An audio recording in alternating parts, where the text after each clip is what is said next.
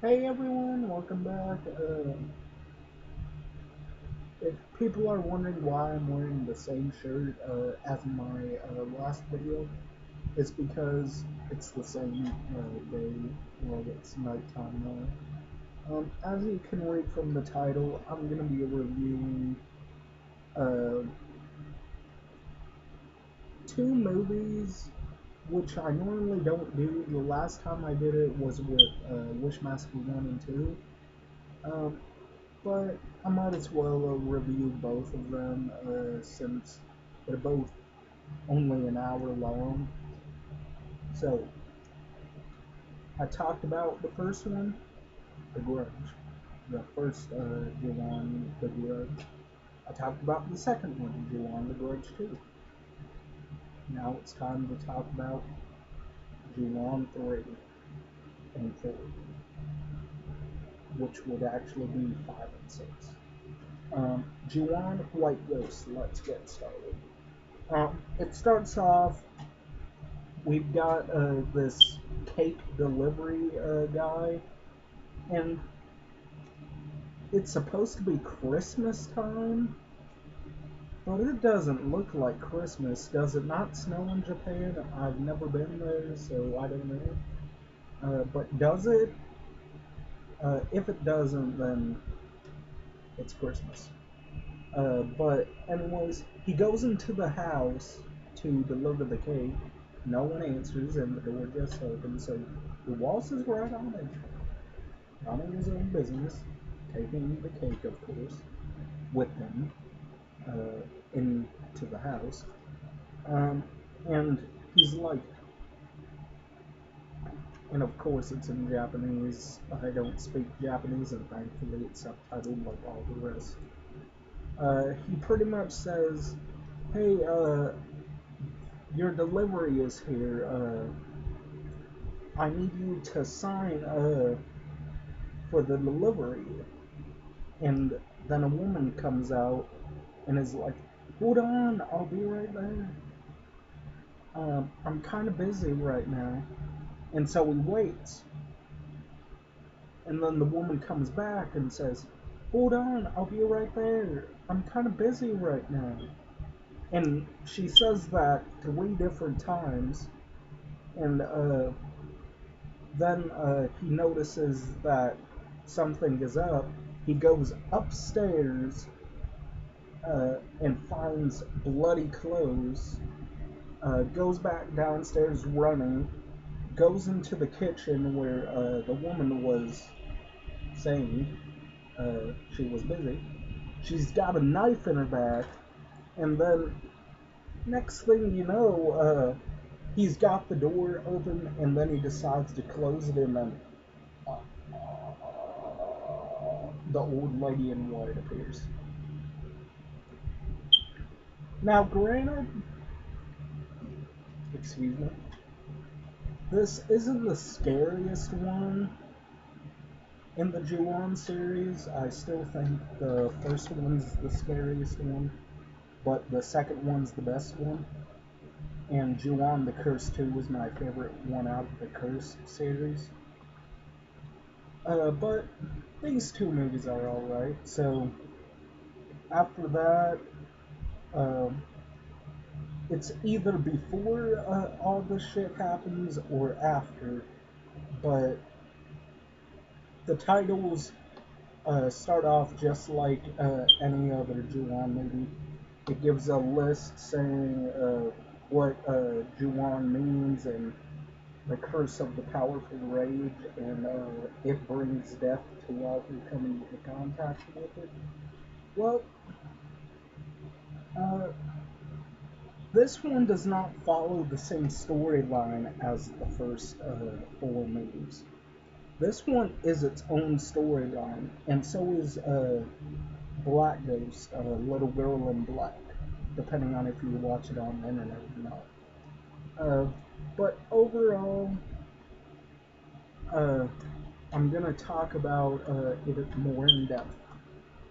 So after we get the first scare, it goes on to the second story, And like all Ju-on movies, there's a good amount of stories, like there's 6 stories for characters.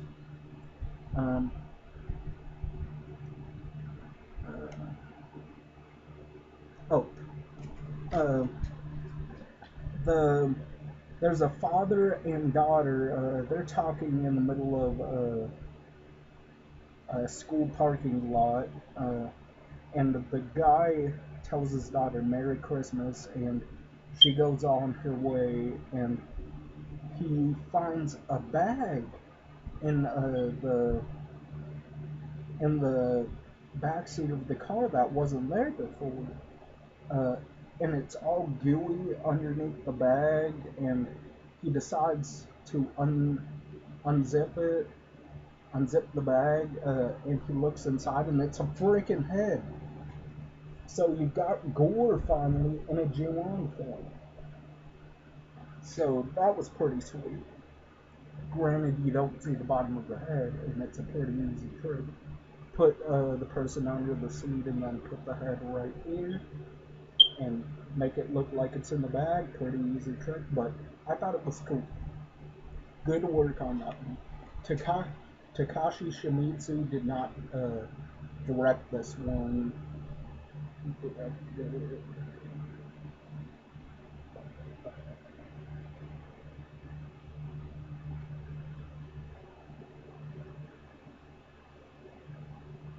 Ryuta Miyake. I guess he has done some other stuff, but I'm not familiar with his work. I'm more familiar with Takashi Shimizu and Takashi Miike. But I think the director did a capable job for this first story. Um, then the guy, scared out of his wits, ends up backing away from the car, and then hands go around his face and pulls him back. And then it goes to the next story, which is the daughter's story. And this movie is confusing as hell. Even for me, this movie is confusing as hell because it goes to the little girl's story, and she's a teenager now. Apparently, her father died 7 years ago. She looks to be about 16, so maybe about 8 or 9 when her dad got killed. So it's her story. She goes and her 2 friends decide to play a little game, Talk to the Dead. Even though that's not the name of the game, that's pretty much what they're doing. Talk to the Dead. And they're putting their pencils together, and they're moving their fingers around like an Ouija board. And what ends up happening, sorry about my shakes, um, they're moving their fingers and it spells out a name, and you figure out what the name is, like who the person is later on in the movie. And the girl gets scared out of her wits, runs out of the classroom, and goes into the bathroom. Then she exits the bathroom, and the 2 girls who were asking the questions about is I forget the question they asked, but one of the girls goes into the bathroom, uh, looks in the stalls, and then comes back out and closes a stall door, and the next thing you know, the old lady in white got a basketball running after the girl, and you just see the old lady in white looking up at her. And then it cuts to the next story. I'm not going to go through all the stories, but it's a pretty decent movie. confusing as hell, but I definitely enjoyed it. I've watched it 3 times since I got it. I got this down at the video store for $1. Yeah, the original price was $2, and the next time I went back, they lowered it to $1. So I snatched it up. Here's the old lady in white, what she looks like. And now it's time for the girl in black, or Black Ghost. It starts off, this girl is looking out the window, and a little boy is looking back at her. The little boy walks away, and then he looks back out the window, and the girl just presses her face up against the window, and she ends up having some kind of seizure, going like this and everything. And I'm just like, ooh. And he tells one of the teachers, and they go into the girl's room, and she's perfectly fine. Like, she's laying on the bed, minding her own business. And she's got a cyst on her back. We never see her back, which I didn't mind, but apparently this cyst is supposed to be big. And the movie skipped a little bit, so I had to skip the chapter. It only skipped on me once, so that was the only chapter I had to skip. And pretty much, she pretty much has the grudge curse. You find out that she had a twin that was never born, so the cyst on her back is actually her unborn twin. And I just thought that was really creepy. And the cyst on her back, being her twin and all, is pretty much possessing her. And she screams, and whenever she screams, you hear the and I'm just like, ew. And she tells her father, "You are going to kill somebody with these hands. No, you are going to kill a woman with these hands." And ultimately, he does. Accidentally. He accidentally kills the woman. Buries her. Uh, he, the woman looks right at him. And he continues burying her. And then he gets out of there. But before he leaves, the entire dirt is dug up, and the woman is unburied again. So he's rushing to bury it some more, bury it, and he gets the hell out of there. So you've got that. This one's not as gory as the other one, even though there was only one scene of gore. Oh, and I didn't go over this aspect. You do find out who the old lady in white is. She happened to be the woman's mother-in-law, who was saying, "I'll be right there. I'm kind of busy." And you find out that she has a son who's a teenager, and no, she has a nephew who's a teenager, and he pretty much, we don't see it thankfully, but it's implied, this man molested his niece. Yeah, pretty damn gross. Uh, yeah, the woman had a daughter. Um, nah, that won't be the his nephew. Um, it the man is the little girl's uncle, and he molested her, and that set off a chain of events. He got possessed from touching a mirror, and it grabbed him, and his soul got trapped in the mirror, and now this possessed dude, the possessed version of this dude, is going around molesting his niece.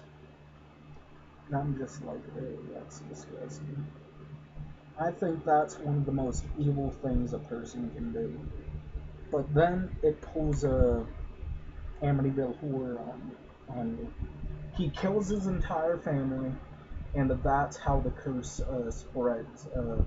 That's how you get the old lady in white. He kills his grandma, he kills his entire family, and then he hangs himself.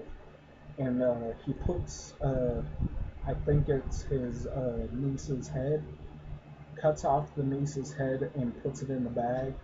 So that's where you get the bag thing. And he hangs himself. And he records his voice on a cassette, and the curse spreads, which that didn't make sense. So, anyways, back to the girl in black. Then we get the opening title sequence after we're introduced to the little girl whose name is Spooky. Do not trust what is written on the back, because they screwed the synopsis up. The movies aren't even about what is written on the back. It says, Spooky is a young woman who discovers that she's carrying an unborn grudge. Wrong.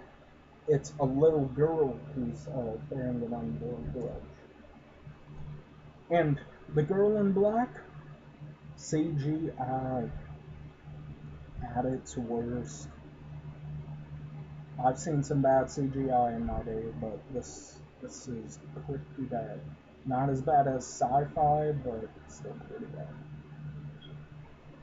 You get some good kills.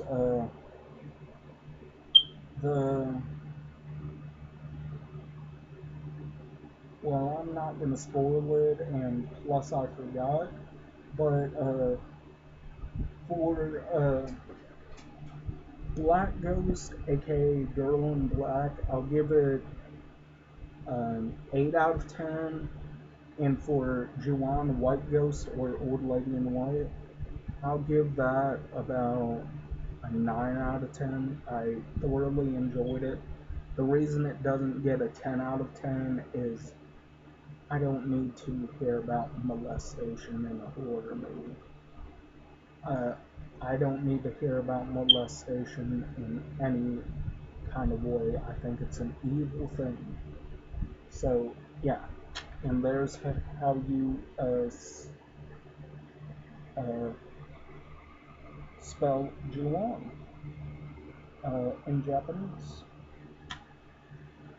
There's the title, and it says from the creator and producer of The Grudge. So definitely check this out.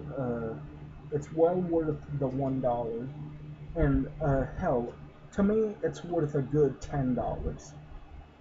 You can get it on Amazon on Blu-ray for I think $12.99 plus shipping and handling. It would be $3.99, so $16. Yeah, it's worth that much. So, anyways, check this movie out. Hopefully, you all enjoy my review / rambling all over the place, and I'll check you guys later. Psychopath1c signing off.